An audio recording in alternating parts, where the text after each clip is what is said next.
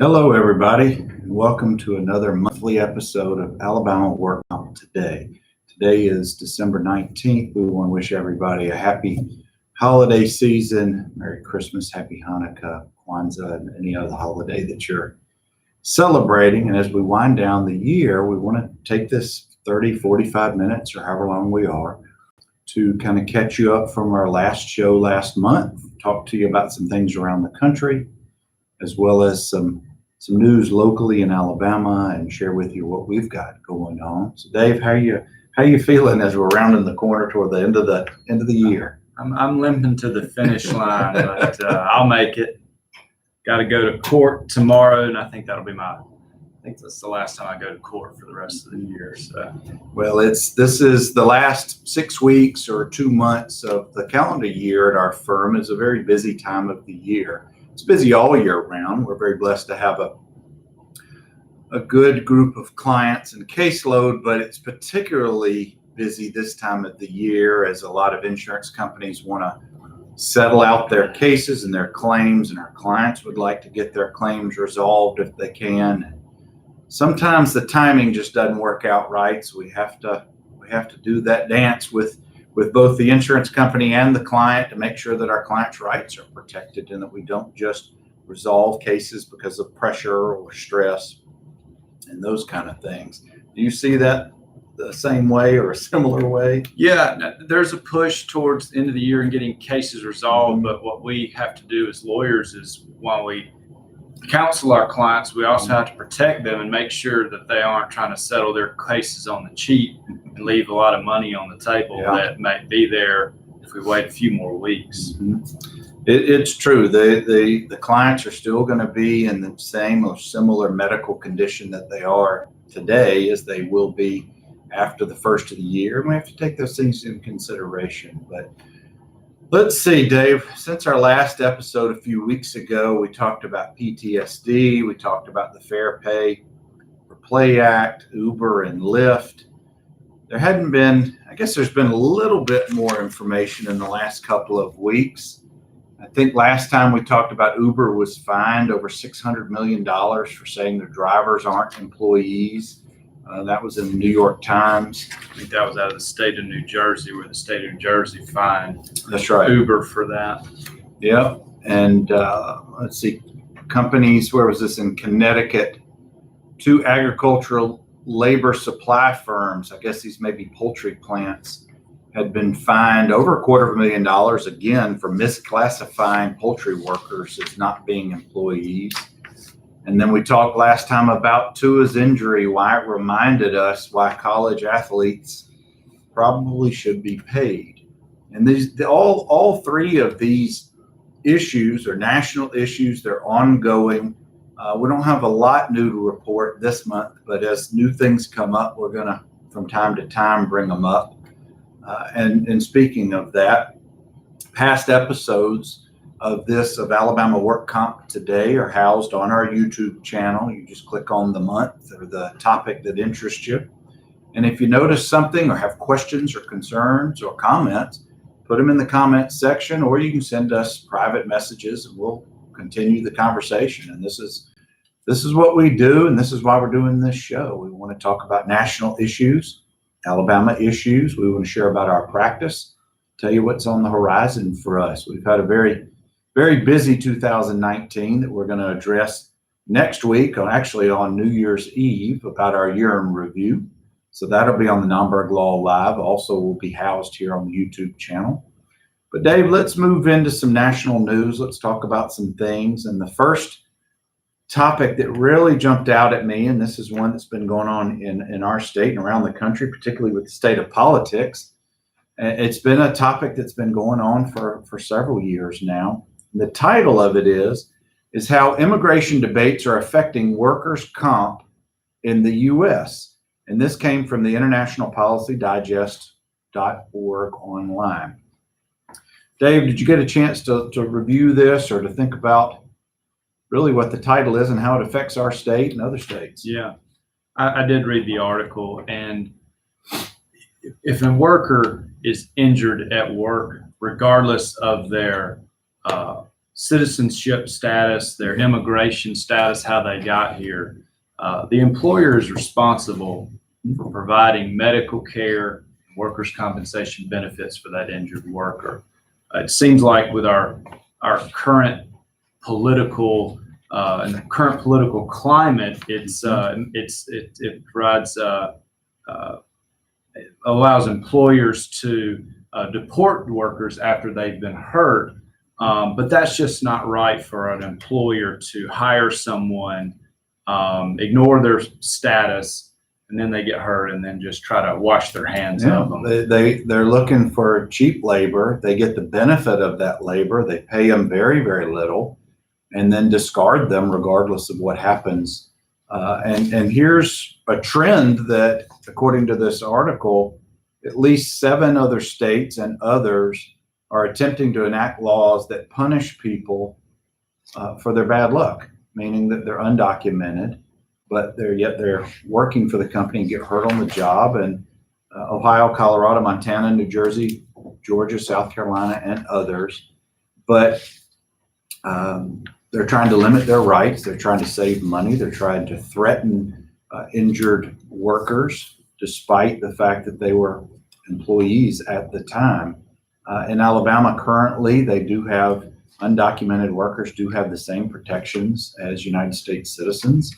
I don't know if that's on the books right now to change those laws. I certainly hope not, because as weak as the Alabama laws are right now, there's very little monetary protections. They may get medical protection, but I certainly wouldn't want them to lose those protections as well.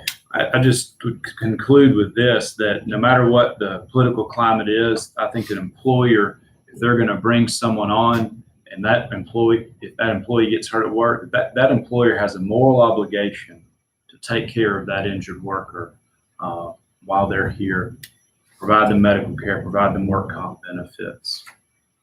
Dave, you're not telling me something I don't disagree with.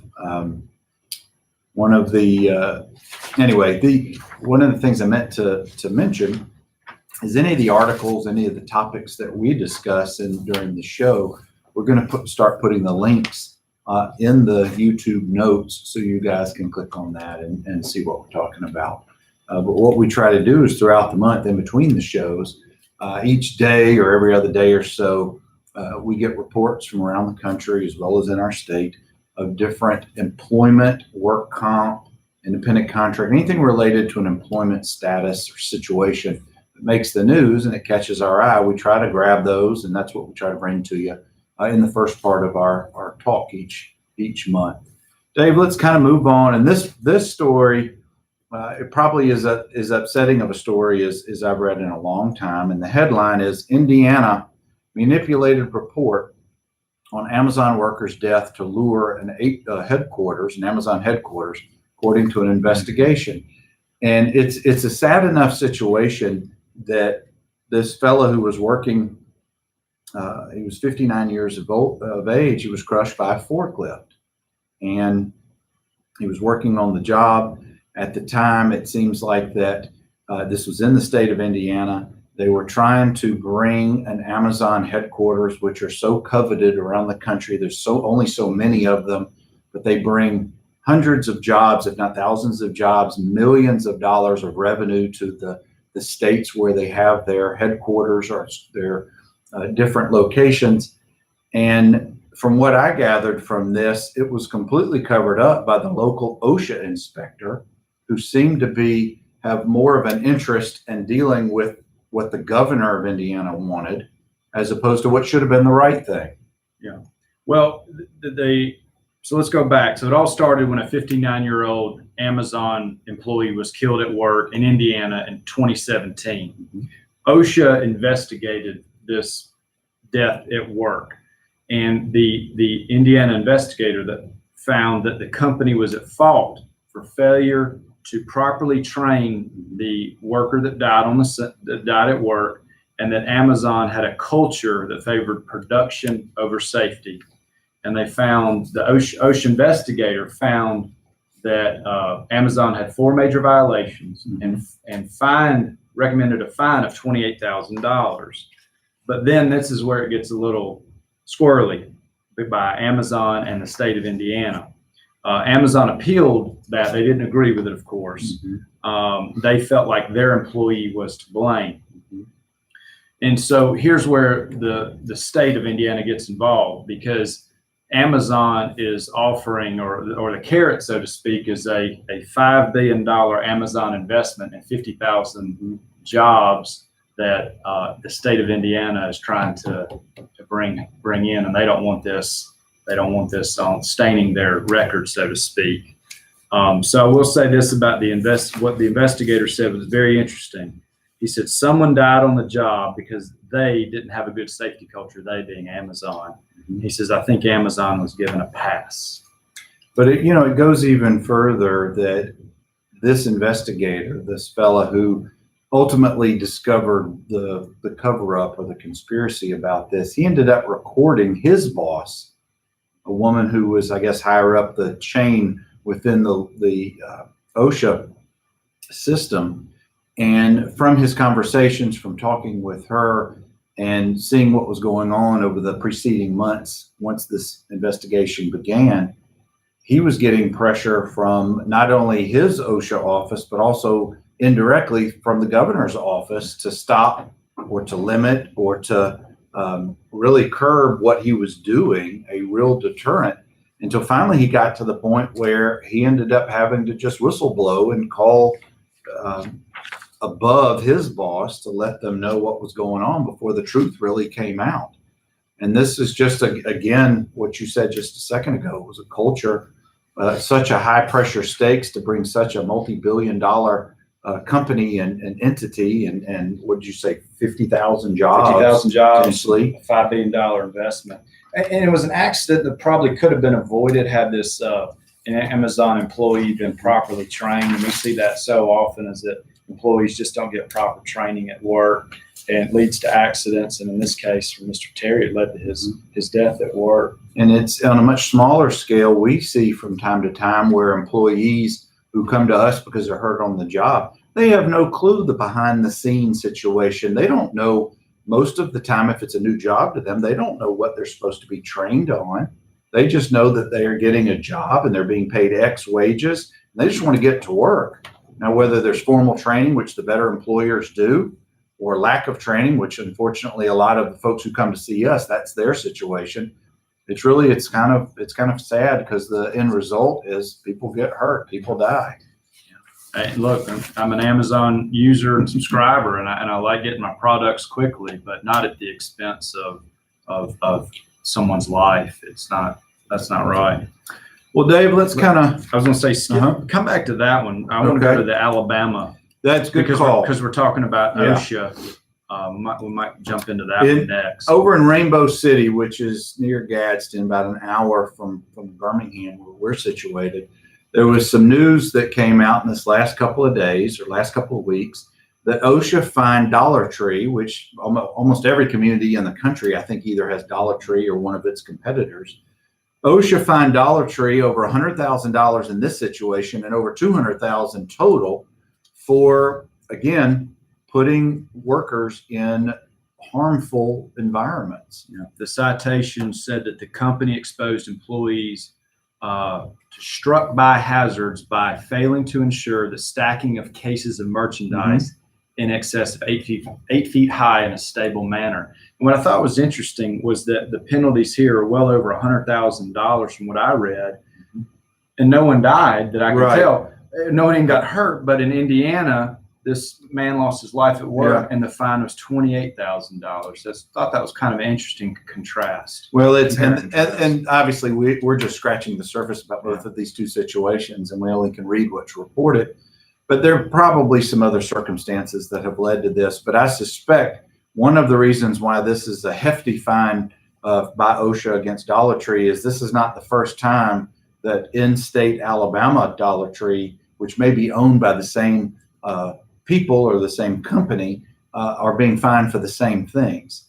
And I'm just glad to see that OSHA was out there and really just brought the hammer down on Dollar Tree. I'd like to see a follow-up story that says that Dollar Tree has accepted whatever their punishments are, and they're making their workplaces safer for everyone, not just the workers, but people who are who come into the store as customers as well.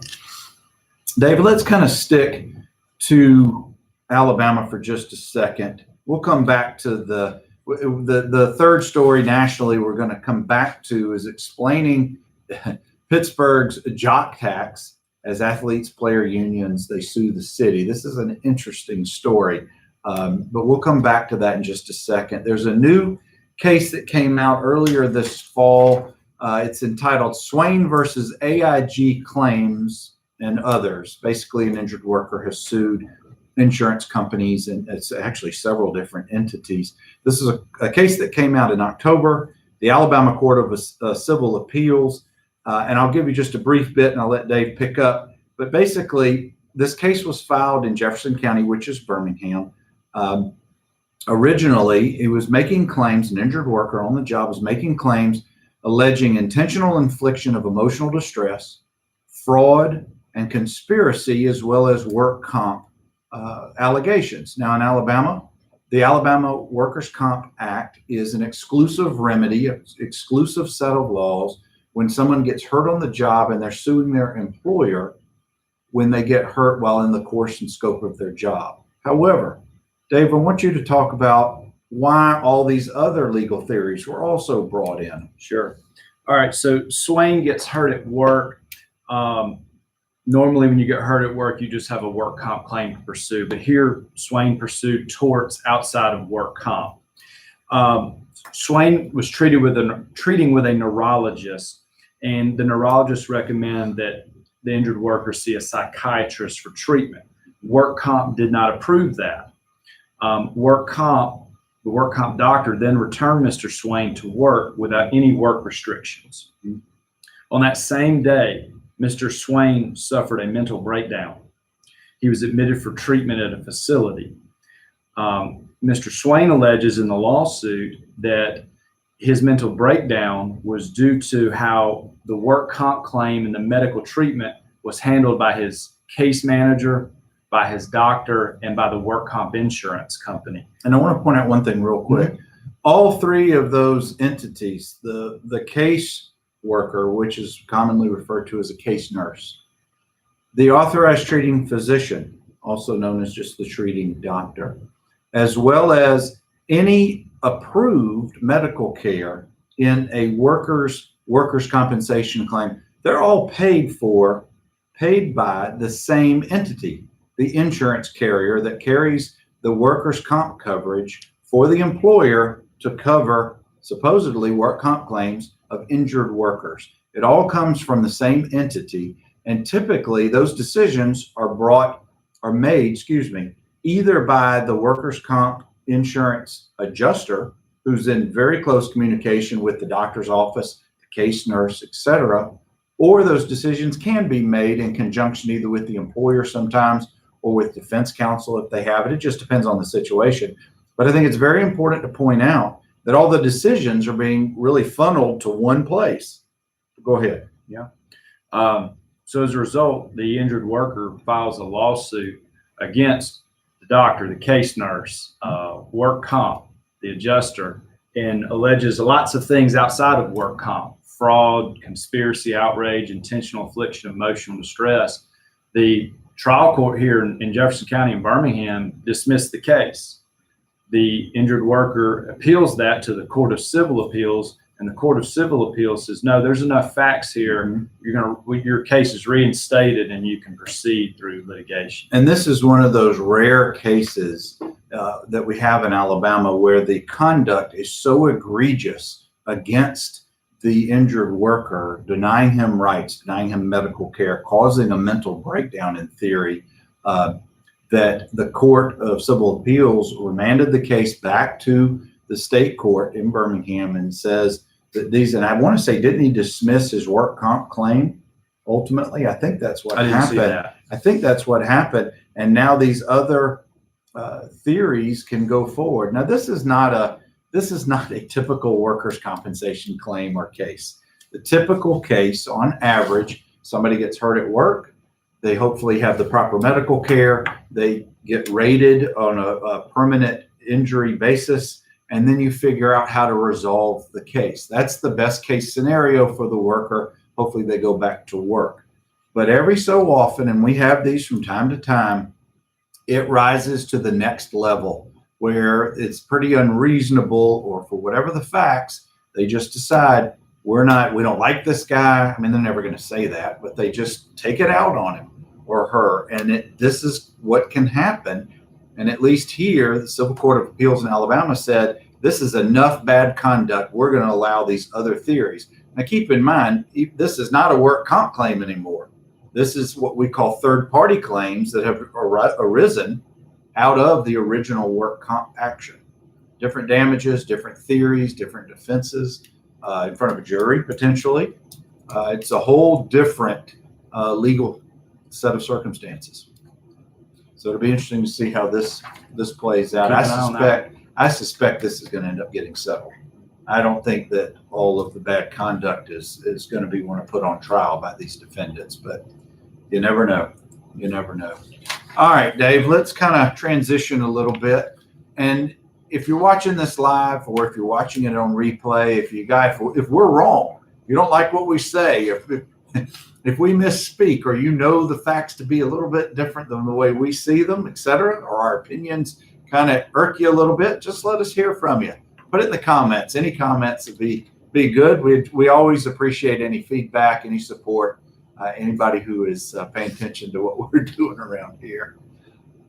All right, Dave, this is not an easy one to decipher. Did you get a chance to read through this? Yeah, I did. I'll give a quick summary. Okay. All right, so a lawsuit is brought against the city of Pittsburgh. The city of Pittsburgh was sued by a couple of hockey players, sued by Jeff Francoeur, who's a former Major League Baseball player. Former Brave, that's right. For the Atlanta Braves. And also plaintiffs in that case were the Players Association for National Hockey League, Major League Baseball, and NFL players. The plaintiffs contend that the city of Pittsburgh has a tax that allows the city to tax professional athletes who compete in the city but do not live there. It's called a jock tax, and it's typically levied on professional athletes who work for short periods in a city. Plaintiffs' counsel says that this jock tax in Pittsburgh violates state and U.S. constitutions. And for example, if a hockey player comes to Pittsburgh, plays a couple of games a year. You play a game in hockey? Is that what it's called? Yes.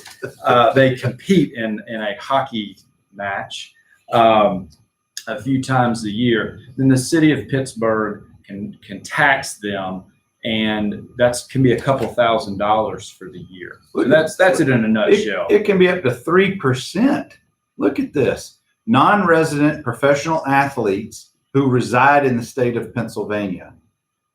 That's unbelievable, up to 3%. So it can add up fast. And however many thousands Right. of athletes that play through the state. If you're making millions of dollars a year, what's a couple $1,000s? But if you multiply that by many, many professional athletes, then it gets to be a lot of money. Whether it's a couple $1,000s or $100,000, if it's unconstitutional, it's unconstitutional. Yeah, this will be interesting to see how it plays out. I see that Michael McCann and others who have written about this. So I want to follow this because it's different from what we do, but it certainly hits on similar issues about taxes of employees.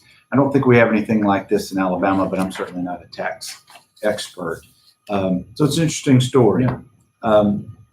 All right. From a federal or national standpoint, those are the big headlines of things that have caught our attention in the last couple of weeks.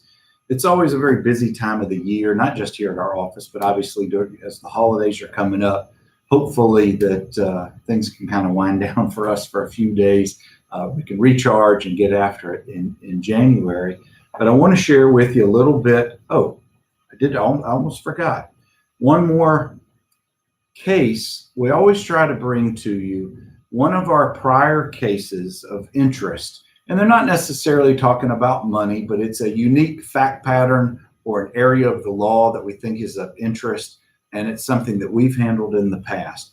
And this is a situation, and I know we've both had these cases, or currently have this case as well, where you have somebody who's hurt on the job very significantly, but they have not passed away.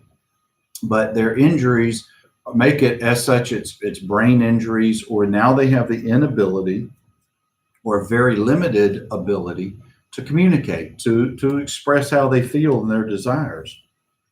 And typically what we've had is a man who, for example, fell off of a ladder or was in a car accident or some type of a very traumatic event led to these injuries, and they're married. So now the spouse kind of steps into the place. And I want you to kind of go over from a logistics standpoint, how does that, if you have to file a lawsuit for work comp damages and claims, what happens there? So the couple of times we've done it recently, we've named the spouse, the wife, as the next friend of the injured worker, who may be a protected person, either determined by a probate court who determines that they can't think for themselves or can't make decisions for themselves. So we bring the wife, the spouse into the case, and that has worked out well in the past. These are sad situations. They are, and what Dave was talking about in probate court is sometimes we have to go to court, and the spouse might be named the conservator or guardian of the estate for the injured worker. And this way they kind of step into the place to help make the proper decisions to protect their legal rights, because you have to have an entity, a plaintiff, if you're going to bring a lawsuit, if you're going to bring a claim, or if you're going to settle a case that doesn't necessarily go through the court system until you're ready to resolve it, because the court's going to want to know who's taking care of this money, who's taking care of this injured worker. And when there's not a spouse, we'd ask the judge to appoint a guardian ad litem, usually a lawyer, to oversee our client's case and make sure things are done in our client's best interest. And another situation, if it doesn't quite arise to the level where you have to get court intervention or court guidance, sometimes a spouse can be named with the power of attorney, meaning having the limited purposes of being able to make those types of decisions, but it's the same effect. You've got to have somebody who can speak on and think and communicate on behalf of the injured worker. And so that's typically how we have had, and that's the way the law requires in order to resolve that case. And what if there's not a spouse? I don't know if we've had one of those situations. I've had a common law spouse, even though we don't have common law anymore in Alabama, common law marriage. I think that any dependent who is of age of majority can step in. And again, as you mentioned, the court can always appoint a guardian, and that could be an attorney, or it could be somebody who is trusted in the community. I think I've even heard of a clergy, a pastor or a priest has fulfilled that role before. Still doesn't change the benefits that they may be due if they're living, but if they happen to die as based on the injuries from the accident itself, and that gets into the dependency part. And I think we've talked about that on this show before. But anyway, wanted to bring that up as one of our recent cases that we've handled in the past.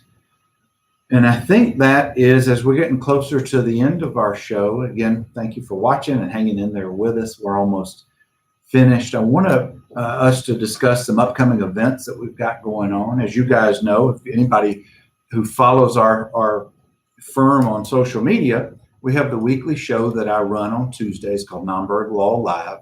And we've got shows coming up next Tuesday and the following Tuesday, which is Christmas Eve and New Year's Eve. We've got Kristen Goulart next week, who's a third-year law student. Kristen did an externship for a semester with us this past fall, and we're going to talk about the current mindset of a third-year law student and how it differs from the old guy's experience. When I was in school, we went to the same school that she's at now at Jones, and so many things have changed, but so many other things are really the same. Whether you're in 1980, 1990, 2000, it doesn't matter. When you're a law student, a lot of those things are still the same. And then on New Year's Eve, Dave and I will do our annual year in review for the firm, what we've done here. We're very proud of a lot of the work that we've done. We've got so many great things to share with you, many things that are on the horizon, and we're always glad to share those things with you, because we really interact with so many people throughout the year, and hopefully we positively impact those people that we come across. All right, Dave, what else we got? late January, 4 weeks from now, January 26th will be our next Alabama Work Comp Today, and I'm working on bringing in a guest that we're going to hopefully bring in another work comp practitioner outside of the state of Alabama, and we'll do some comparison, some contrasting with how their state operates with how our state operates, and we'll talk about some of the news of the day, national as well as in Alabama. So I'm really glad for this show. I really like the way we're going. We're going to continue to grow it. We're going to start pushing it live through Facebook to reach a bigger audience at the same time, and we'll just keep working, keep chopping wood. That's our motto around here. I think I'm about done. You got anything else you want to share before we wrap up for today and for the year on this show? Happy holidays. Happy holidays, guys. And as always, thank you for supporting the Nomberg Law Firm. If you want to reach out to us, our number is 205-930-6900. Our website is nomberglaw.com, and we're on almost all social media platforms. Just find the Nomberg Law Firm, Birmingham, Alabama. Take care and Happy New Year.